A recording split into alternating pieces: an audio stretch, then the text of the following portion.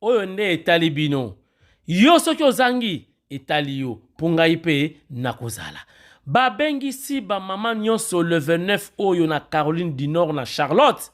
Soki ozangi etali yo. Kuna mama merveille Kabeya alobi yaka moi de la femme latali puta na yo kitoko. Mena songi aliputa otie mwa eloko. Eloko wana ezali nini? Mwa eloko kopesa ba wazalendo pe kopesa FRDC ndenge baza kolala te bitumba na este ya République démocratique du Congo. Baza mwa mai, baza mwa pistolet po baza nzoto kolongono. Boya kolia komela to clôturer moi de la femme kitoko mama merveille Kabeya abengisi bino nyonso po to sangana ensemble, l'union fait la force. Ba mama nyonso boya bokolia bio, bitoyo, bikebuka, nyonso bolingaka na mbinzo pour la République démocratique du Congo, mais kobosa na te na songe ya liputa na yo, mema mwa eloko pour na soutenir ba FRDC pe ba wazalendo. Zwa numéro benga na lombango plus 1 704 852 01 97.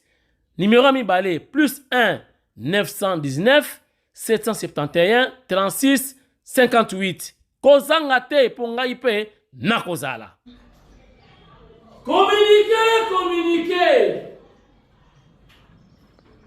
Communiquer ba mama. Communiquer ba na Paris. Communiquer ba Kongomani. Merci, bienvenue. Karibu. Naeli bino lelo boro. Est-ce que bolingi bato yo bazonga na mboko yo? Est-ce que bino ba Congolais bolingi bato yo bazonga na mboko yo? Est-ce que bo sepeli bato yo bazonga na mboko yo? Botala bato. Et puis bada makasi. Tala biloko oteki nango na Rwanda. Baye na muti yao. Avant la bana émission na meki yango ezo soa ezo zokisa e ba uti na Rwanda baye na uti na Kinshasa. Nana lingi tata oyo mandefu azonga tata oyo ba information eza ebele comme d'habitude que nous allons partager, échanger avec vous parce que ici on se retrouve comme d'habitude. Biso awa c'est fachi ou rien. Toso la na biso makamamboka. Bozwa ba info à la une, les informations principales. Il y a une émission ya lelo et puis koseke ozala mingi te lelo mingi zali information. Chers internautes, to banda l'information ya mboka ya biso moko. Après to fongwami Mokonzi mboka, son excellence Félix Antoine Tshisekedi Tshilombo a salaki réunion inter-institutionnelle pour na ezalaka donc institution yo se kutanaka parlement, sénat, gouvernement et puis cours et tribunaux. Mokonzi mboka yambaki bango basololaki asalaki point na ye a expliquaki bango makamunyon so ba rencontre entre autres rencontres na Kagame na Qatar et beaucoup de président ya Assemblée nationale nde azui parole à sali synthèse ya réception wana batoko tuna kaka pourquoi ka caméra mtakazo parole non on a dali précédent na bango parce qu'après présidence de la République il y a parlement, après parlement sénat, après sénat gouvernement, après gouvernement c'est le cours des tribunaux. Ils ont la rendez wana. Donc, mutakolo ba penebi mutakolo ba. Pourquoi la caméra sur sa parole? Donc, muso dota la eboui. Pourquoi maman Soumina a eu parole tété? Parlement azali kolo ya gouvernement. Ya un moment la kata qui président Vandi na droite na ye après président c'est le président de l'Assemblée nationale. Donc, président de l'Assemblée nationale le précédent ya premier ministre. Ils ont la rendez wana. Donc ils ont hasardé, ils ont makamu, ils ont la rendez wana. Bah ils ont la science po, je crois bah ils ont bazana ba information, les makamu ils ont la rendez wana. bota la ngonano et puis tokota na masolo izali koya makambo ya consultation politique na ba infiltré oyo bakangi na Zambie banilotique kunda pe na do fungula brèche ya kosakana te. Bota la nanu ce qui a été réunion entre le chef de l'État ou la réunion inter-institutionnelle. Bota la ndenge de kaki ezaki na cité ya Union africaine. Regardez.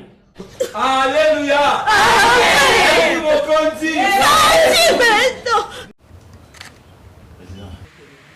Le président de la République, chef de l'État, son Excellence Félix Antoine Tshisekedi Tshilombo, a réuni autour de lui les chefs de corps, les chefs des institutions, dans ce que nous appelons la réunion interinstitutionnelle. 3 points étaient inscrits à l'ordre du jour de cette réunion, à savoir la question situation sécuritaire dans notre pays. Et le premier point comprend 3 sous-points. Il y a le travail qui sera désormais fait conjointement entre l'EAC et la SADC. Il y a le processus de Luanda et de Nairobi, mais il y a la résolution 2773 du Conseil de sécurité. Le deuxième point a porté sur les enjeux de l'ère, l'attitude que nous devons avoir vis-à-vis des enjeux de l'ère en tant qu'acteurs institutionnels et politiques de notre pays. Le troisième point, c'était les divers. S'agissant du premier point, le président de la République nous a informé du fait que l'EAC, Eastern African Community, la communauté économique des États de l'Afrique de l'Est et la SADC, travailleront désormais ensemble dans le cadre du processus de Luanda et de Nairobi. Le président de la République nous a fait l'honneur de nous partager ce qu'il a engagé comme résultat à Doha. C'était, sur le plan diplomatique, très important. Et nous expliquer, et à travers nous, tout le peuple congolais, que Doha n'a pas annulé Luanda ni Nairobi. Au contraire, Doha vient booster Luanda et Nairobi. En ce qui concerne la résolution 2773, merci à tous ceux qui ont apporté leur voix pour qu'elle soit adoptée. C'est une victoire diplomatique parce qu'elle impose des sanctions, elle impose des cessations des hostilités, mais nous avons dit que ce n'était pas suffisant, il faut qu'on ait des modalités pratiques de l'application de cette résolution, d'autant plus que par le passé, on a eu des résolutions de démilitarisation de Kisangani qui n'avaient pas été appliquées, et là, le travail va continuer, et le président a exhorté Madame la Première ministre et le gouvernement de continuer cette offensive diplomatique pour dire à nos partenaires et amis du Congo comment nous allons rendre pratique cette résolution 2773. En ce qui concerne les enjeux de l'heure, l'environnement politique et les enjeux de l'heure, le président de la République a insisté sur l'initiative qui est aujourd'hui conduite par son conseil spécial en matière de sécurité, le professeur Eberandé.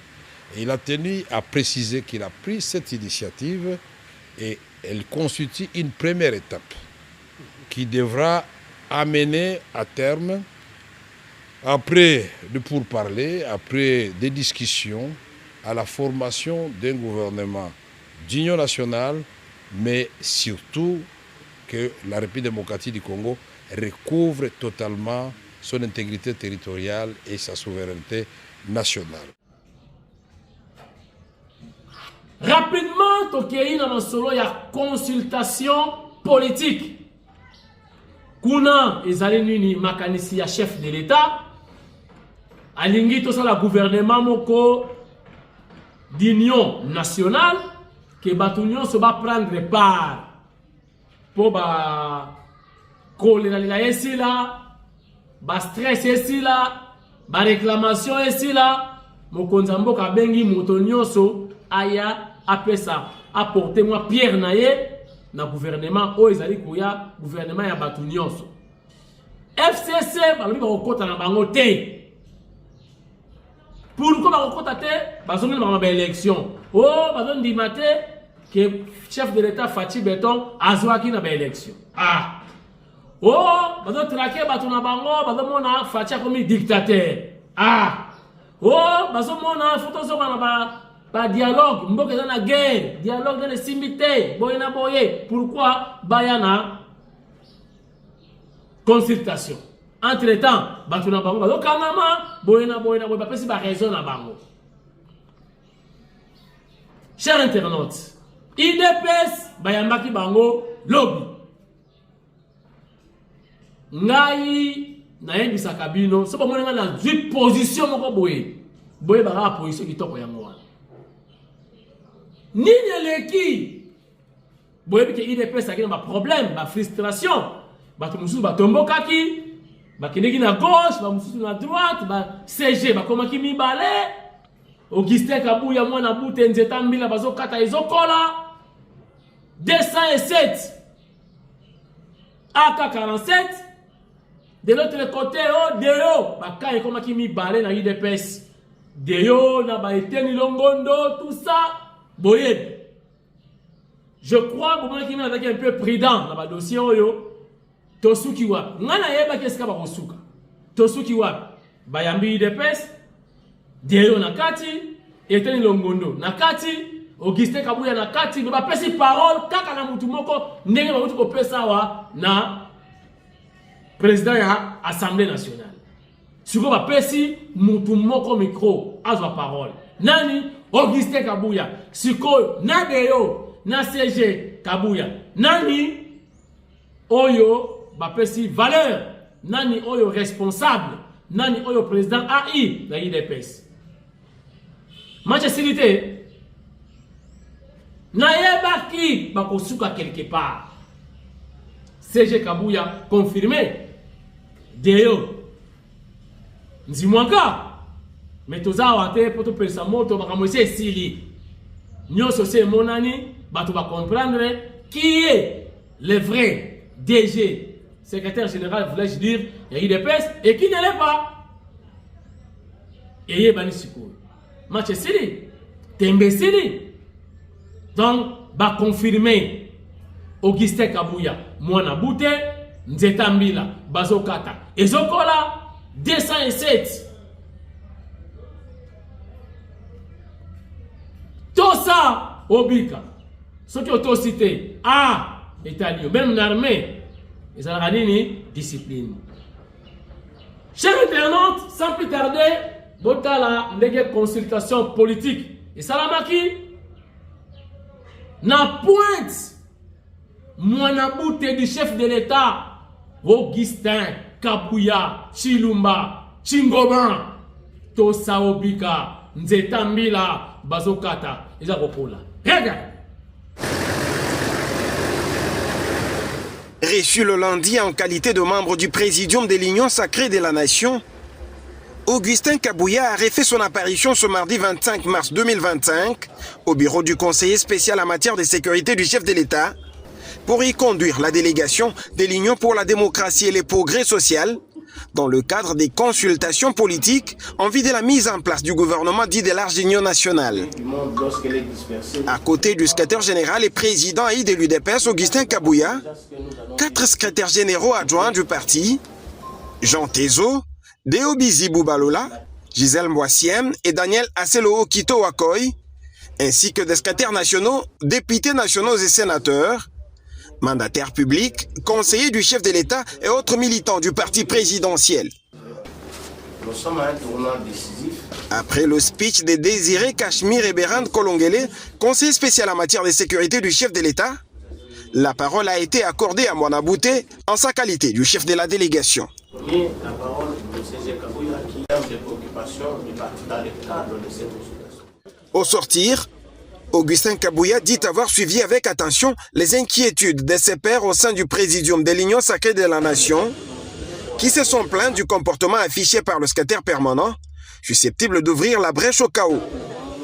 À cet effet et un bon rassembleur, le chef du parti présidentiel dit s'engager à ramener la paix au sein de cette plateforme politique dont l'initiative émane du chef de l'État Félix-Antoine Tshisekedi Tshilombo. Monsieur le secrétaire général de l'UDPS. J'ai suivi les réactions de mes pairs de présidium qui se sont exprimés, ce qui est tout à fait normal comme responsable de la famille politique du chef de l'État, je me vois obligé de prendre langue avec mes pères de présidium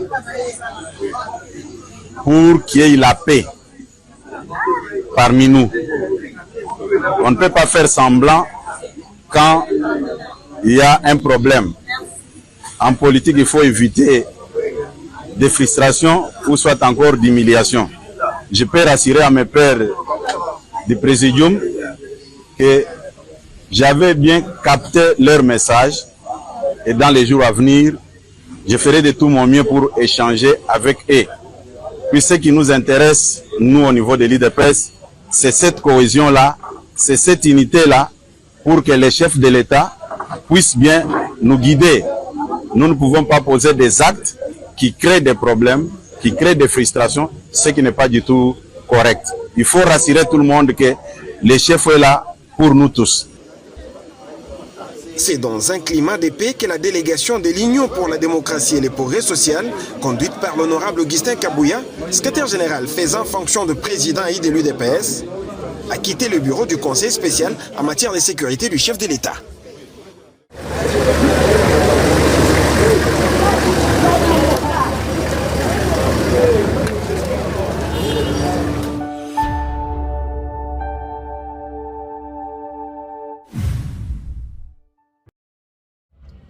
L'isolo ya Zambi. Eye, chers amis, Katanga,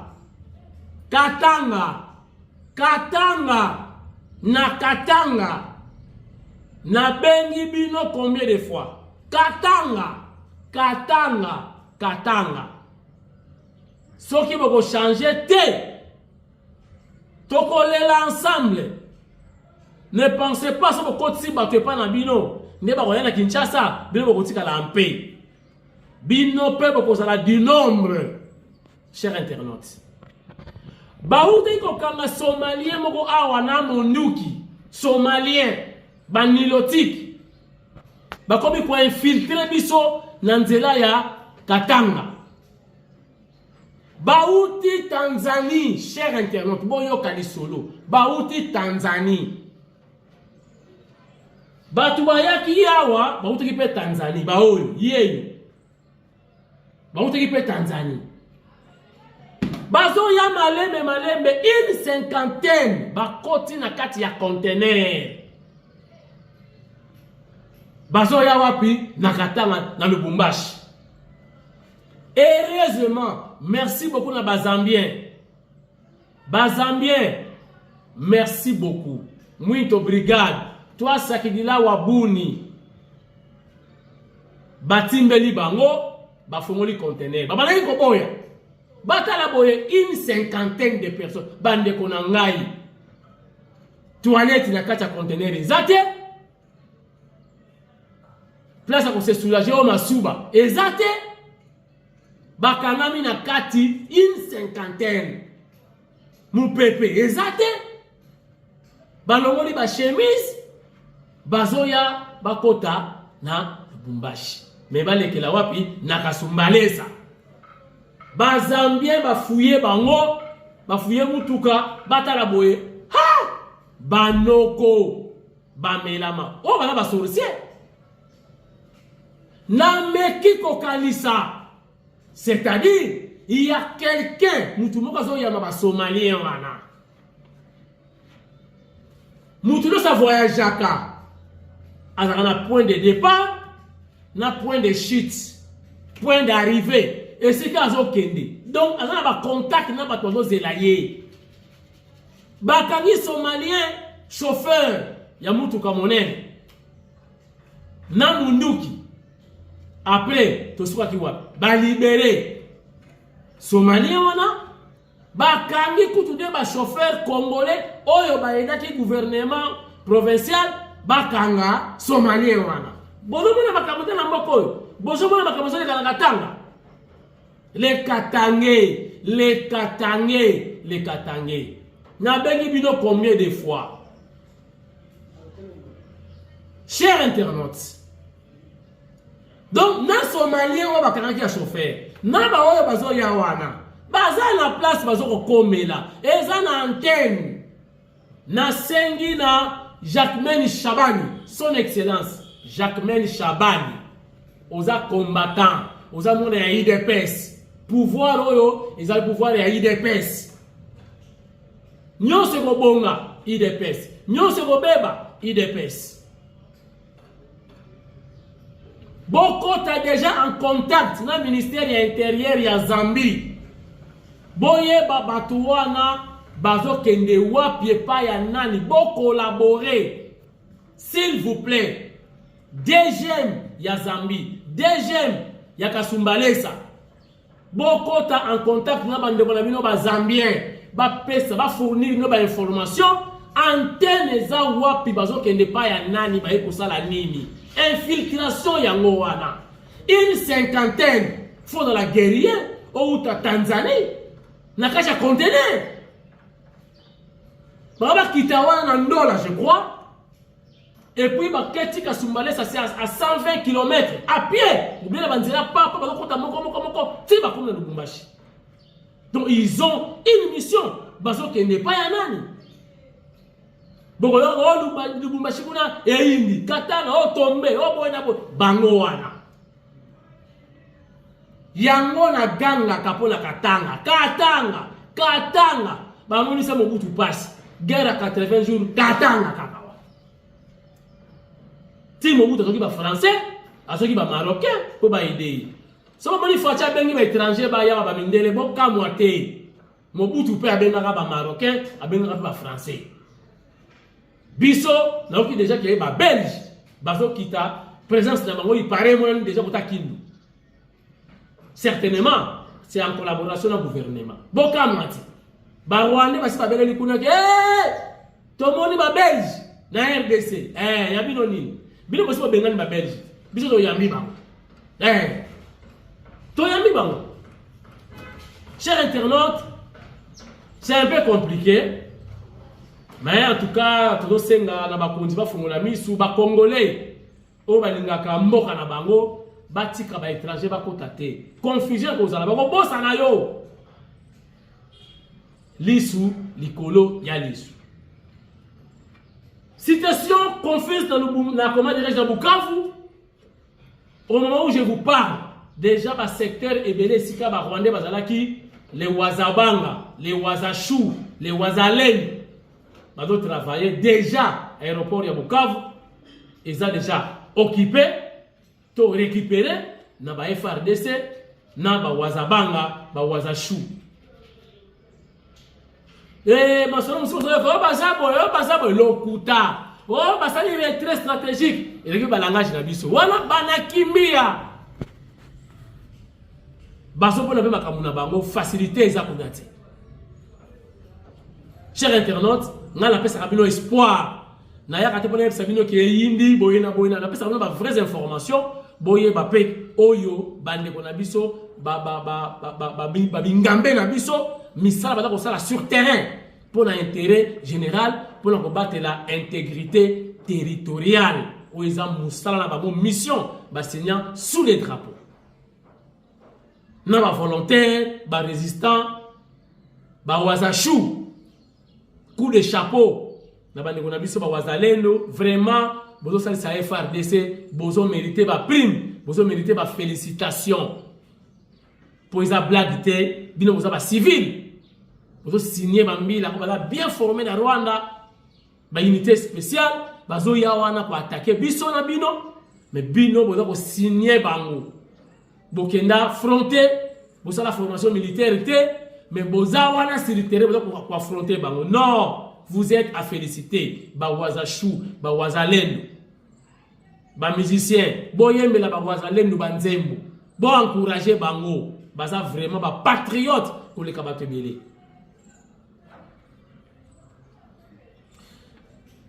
Trump a tenu les sous envoyé spécial Yami Bale.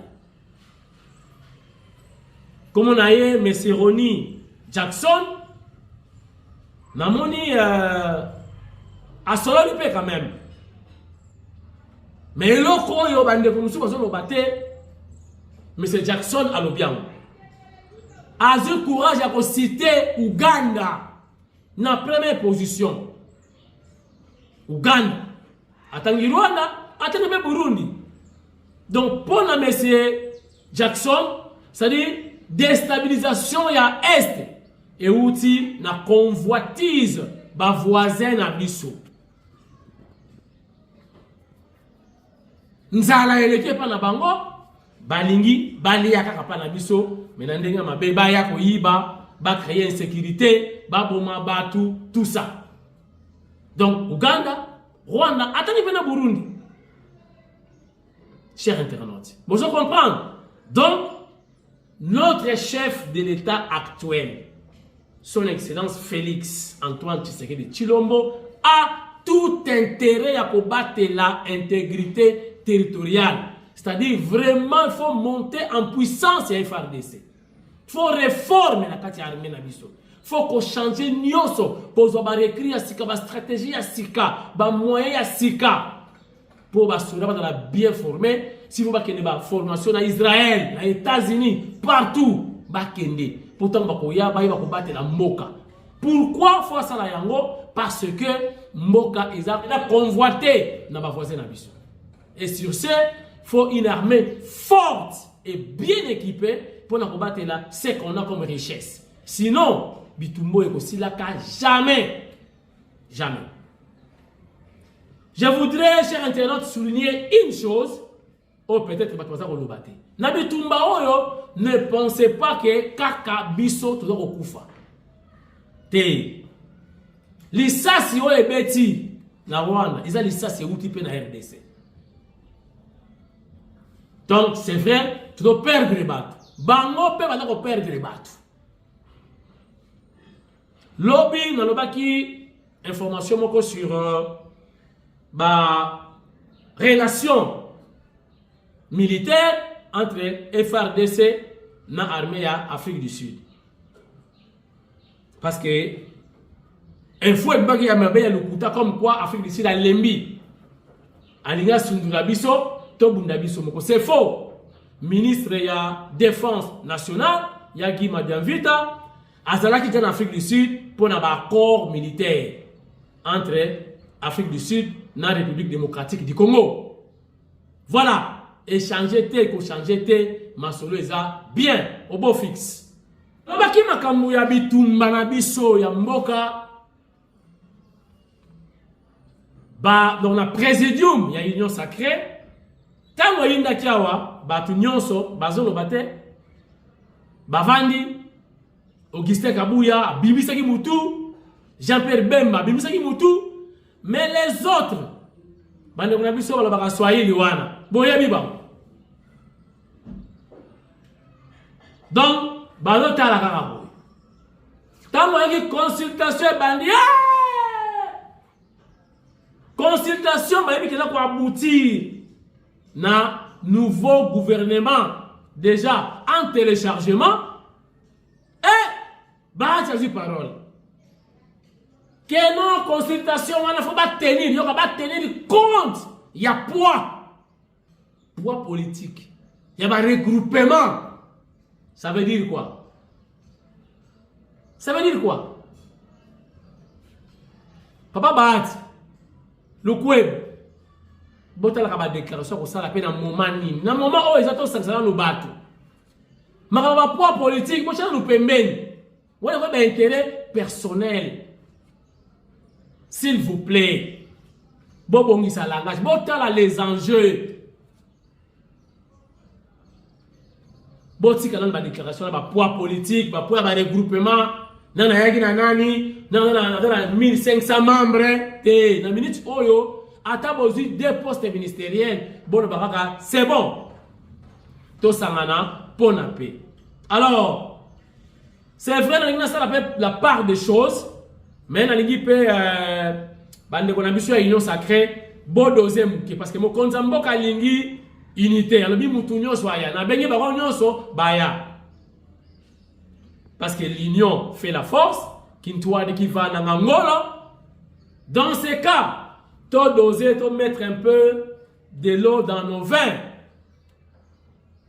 totikala ko tirer bato to senga bayansa po bakobanga basobenga biso toya bakangi mutu na biso basele mutu na biso benko ba bloquer na biso boye to meka ko doser muke to mixer pour ba la peine à faciliter ya ko participer na gouvernement ya union nationale soki ba tire leki mingi ba attaque leki mingi bakobanga bakoyate alors oyo mokonza mboka ko linga esala e ko sala mate de ma frustration et kozala kaka. Je ne sais pas si je me fais comprendre. Pour comprendre qu'il faut moi dosement, il faut accepter certaines choses dans l'intérêt qui est au Koutana, tout ça là, tout matérialiser ce que le chef de l'État est en train de penser pour demain. Pour qu'il y ait la paix, bah, tu vas vivre une ambiance peut-être pas vraiment équilibrée, mais tout est moi malade. Yo kangi ya na ngai web singa lobina ya consultation na oyate donc photo doser muke pour te permettre bango pe bazala hein mukile mona ke bango ne baboyi voilà je crois que nous avons muke ndenge wana ba meka ko doser hein et ça la paix moins bien voilà donc encore une fois merci na bande kona biso bazambien ndenge bokangi ba suspect image peut aller hein bon mon amour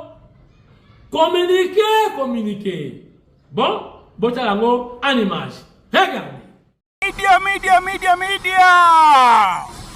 tiliko pampika pano pawe bridge i track ya mene muona i track ya Tanzania yanyamula bantu fulu yanyamula bantu fulu i track ya mene muona ya Tanzania ibali mukati bantu bamba kukonkonsha nishi kwapya i track ya mene muona yanyamula bantu fulu mukati mu bantu abo bamene muona abo bamene bakala paja hapo yanyamula bantu fulu mwabaona bamunyanza ngwaba track ya Tanzania sivintu abo banyamata abo fulu mu container fulu abo mwabaona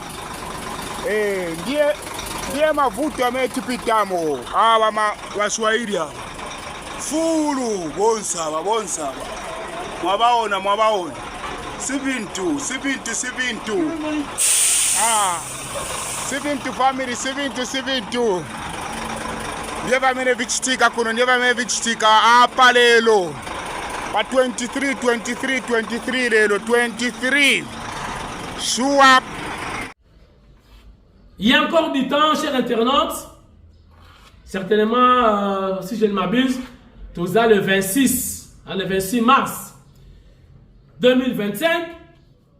L'information est là pour évoluer. Ce qui est commis, deuxième vidéo, et qu'on a raté les locaka. Bon, ça va bien? Merci, Nabaye Banso. Merci, hein? Nabaye Banso. Badako Sala, marketing. Il y a le général Frank Ntumba Boamunda. Insulter quelqu'un, et surtout dans les réseaux sociaux, c'est faire sa publicité. A mati di kolo, comme on a dit, mati di kolo.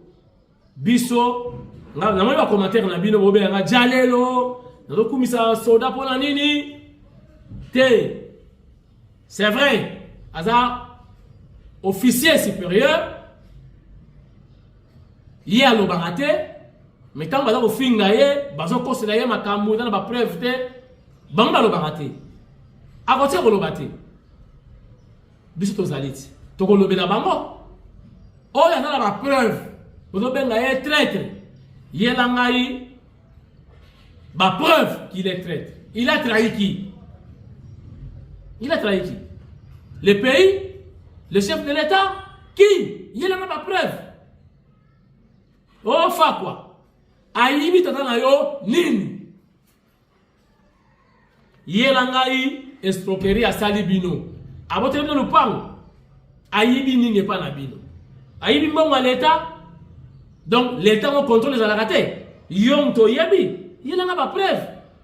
Que non, général Franck a eu place boye. Il n'a pas preuve. Botika rappé ma kamwana et koyo kaka. Nous avons raisonné à publier. Alors ma kamwana et musu otoko luka. Yo kangi ango ozo commenter parce que oui il est traître, il est boye na boye. Gratuitement comme ça. Sauf dans la qui yo, mais dans la qui oncle na yo parce que c'est bon on a volé un traître. Yo comment c'est fait? Voilà. Et ça déjà loté. Biso to côté la capé bateau yo badala na côté. Soda lo baraté. Tala officiel mnene ndenge wana ale kana RTNC aya ko répondre mino bata internet. Non. Biso to répondre na place na ye. Asa muibi boya na preuve. Asa traître ya na preuve. A trahir nan. Ayibi mbongo ya nan. Koko makaka, il est traître. Il est voleur. Ayibi nan. A trahir nan. On a la preuve. Ya na la preuve. Benganga en privé, ya na la preuve. Benganga 0999. Son numéro. Bon commentaire. Bengande. Bengalo. Banga mais c'est Foulane. Nana ba preuve que général Franck Ntumbayi ba ke loko boui. Que a trahir Mboka, a trahir président. Tala mutalobi que oh basoda na front bazoliate. Nzoka boyebite. Mutapesa ka biloko na basoda na front, ils ont ministère ya défense. Ils ont général Franck était. Ils ont attribution na yete. Yo yebite ozo commenter. Ozipe, à vous les claviers. Au commis, ma camoza la maîtrise na moté. C'est dans le sens. Mon collègue peut ozala menacé médiatiquement, tu rencontres la paix yo. Donc botika kolobaka makambo yo ozala maîtrise na moté. Ce n'est pas bien. Azana bana, on a la famille n'est pas lésée. Ndenge biso pe ba pandisa mo. Tout ça lésé. Ils ont raté. Merci. Moko. Bye.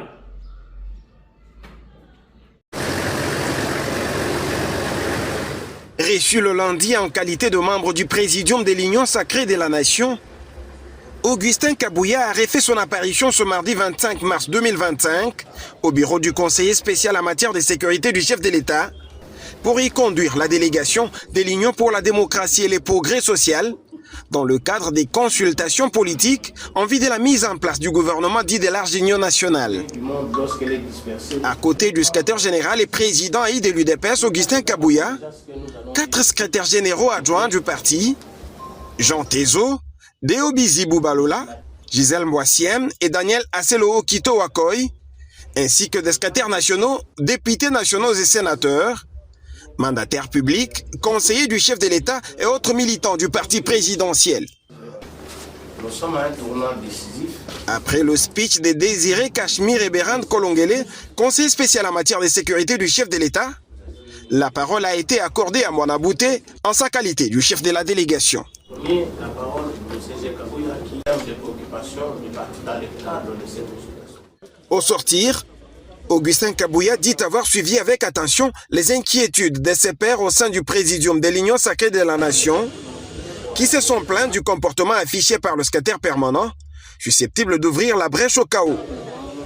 À cet effet et un bon rassembleur, le chef du parti présidentiel dit s'engager à ramener la paix au sein de cette plateforme politique dont l'initiative émane du chef de l'État Félix-Antoine Tshisekedi Tshilombo. Monsieur le secrétaire général de l'UDPS. J'ai suivi les réactions de mes pairs de présidium qui se sont exprimés, ce qui est tout à fait normal comme responsable de la famille politique du chef de l'État. Je me vois obligé de prendre langue avec mes pairs de présidium pour qu'il y ait la paix parmi nous. On ne peut pas faire semblant quand il y a un problème. En politique, il faut éviter des frustrations ou soit encore d'humiliation. Je peux rassurer à mes pairs du présidium que j'avais bien capté leur message et dans les jours à venir, je ferai de tout mon mieux pour échanger avec eux. Puis ce qui nous intéresse, nous au niveau de l'UDPS, c'est cette cohésion-là, c'est cette unité-là pour que les chefs de l'État puisse bien nous guider. Nous ne pouvons pas poser des actes qui créent des problèmes, qui créent des frustrations, ce qui n'est pas du tout correct. Il faut rassurer tout le monde que le chef est là pour nous tous. C'est dans un climat de paix que la délégation de l'Union pour la démocratie et le progrès social, conduite par l'honorable Augustin Kabouya, secrétaire général faisant fonction de président et de l'UDPS, a quitté le bureau du conseil spécial en matière de sécurité du chef de l'État.